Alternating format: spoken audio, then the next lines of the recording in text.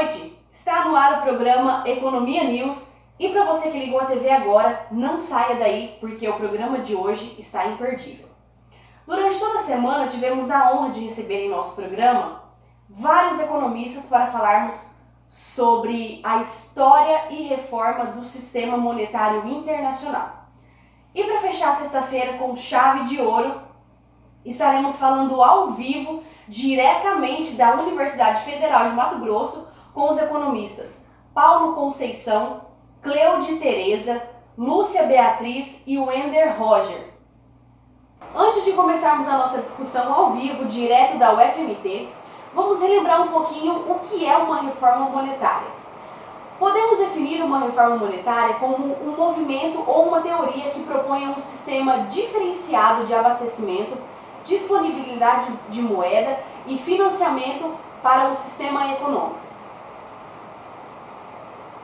Os assuntos que iremos tratar com eles nesta noite é sobre a moeda mundial única, câmaras de conversão, bandas cambiais e os impostos de Tobin. Cada um, eu não sei como que eles vão se organizar, cada um eu quero que faça um breve comentário sobre esses temas que iremos abordar. E no final, vocês voltam aqui comigo no estúdio para concluirmos essa discussão que nós estamos fazendo nesta noite. É com vocês aí na UFMT. Boa noite, estamos ao vivo aqui diretamente da Universidade Federal do Mato Grosso para conversarmos um pouquinho com os nossos economistas convidados desta noite. Paulo Conceição e Cleide Tereza, boa noite. Boa noite. Desde já quero agradecer a presença de vocês. Paulo, fala um pouquinho pra gente sobre as bandas cambiais. Bandas cambiais, Andressa, seria um sistema proposto por, segundo Williams, em 1985, para o país industrializado. Por exemplo, você teria um intervalo e dentro desse intervalo o mercado poderia oscilar, tanto para mais quanto para menos. Além disso, os participantes anunciariam previamente as bandas, suas taxas de câmbio reais efetivas, especificando uma paridade central fixa com 10% de margem para cada lado. E, por consequência, a existência de diferencial nacional da inflação, a redefinição da paridade central da taxa de câmbio nominal de sua moeda. Você poderia representar isso graficamente para o pessoal de casa poder ter um entendimento melhor? Antes de falar sobre as bandas cambiais, é importante salientar o câmbio fixo e o câmbio flutuante. O câmbio fixo para cada moeda local deverá conter a mesma proporção de moeda estrangeira. E o câmbio flutuante é livre, ele faz o que quiser. Então, voltando às bandas cambiais, o mercado ele oscila muito, tanto para mais quanto para menos. Ele pode oscilar 10%, tanto para mais quanto para menos. Oscilando na parte central da paridade. Quando chegar ao ponto de ultrapassar a barreira, o Banco Central intervém para estabilizar a política monetária. Ok, Paulo, muito obrigado pela sua explicação. E agora vamos ao vivo, por telefone, conversar um pouquinho com o nosso economista Wender Roger. Boa noite, Wender. Você poderia citar para a gente uma alternativa que implicou na reforma monetária internacional? Olá, boa noite, Andresa. Então, uma dessas alternativas seria criar uma moeda mundial única. Mas como assim?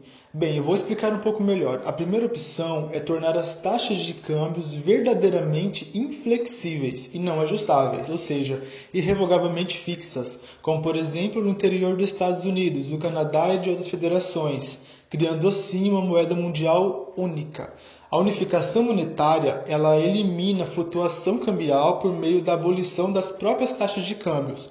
Outro exemplo seria a Europa. O passo mais significativo no caminhar para a moeda europeia foi o Tratado de Maastricht. Isso foi em 1992, que consagrou o nome de União Europeia e promoveu a União Econômica e Monetária. A moeda única europeia surgiu em 1º de janeiro de 1999. A partir deste momento, o Banco Central Europeu passa a ser responsável pela política monetária. Então, a Europa vem trilhando esse caminho por quase meio século.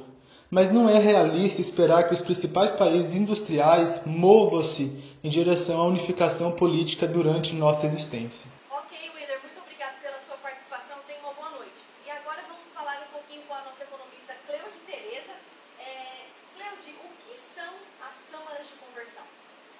Andressa, as câmaras de conversão ela foi criada para minimizar as incertezas quanto ao compromisso das autoridades em defender a paridade fixada para a moeda.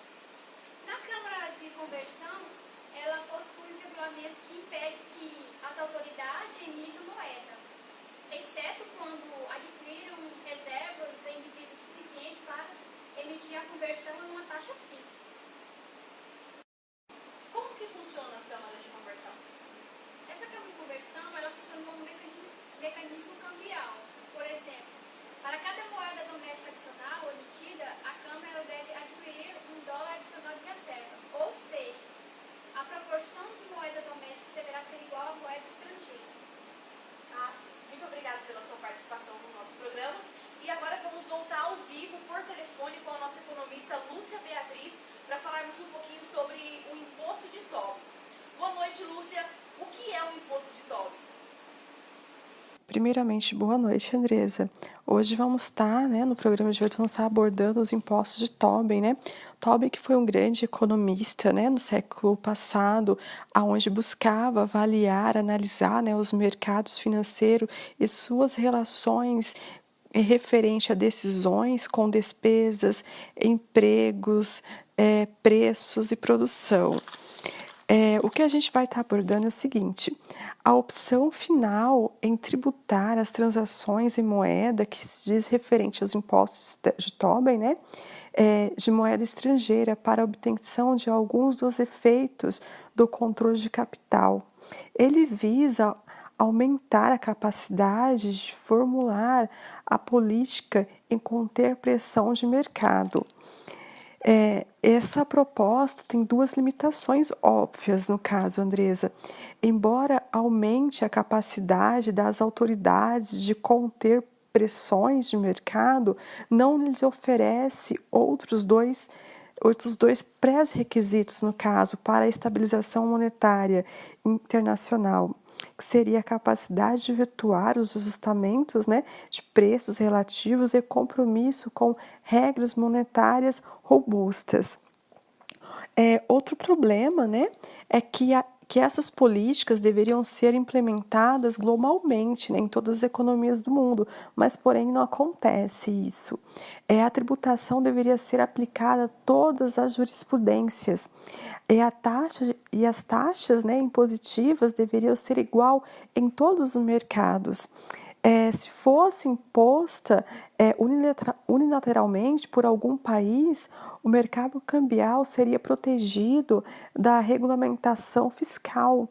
E se a tributação fosse aplicada somente, alguns exemplos que a gente pode estar citando no caso, se essa tributação fosse somente aplicada pela França, como, por exemplo, os bancos enviariam francos para suas filiais que deveriam com as divisas livres de tributos.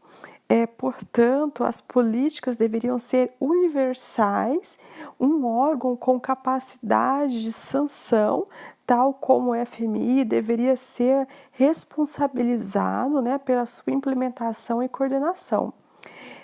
O FMI é autorizado a influenciar as taxas de tributos comum. Essa organização, no caso, ela coloca sanções sobre os países que não cumprem as medidas.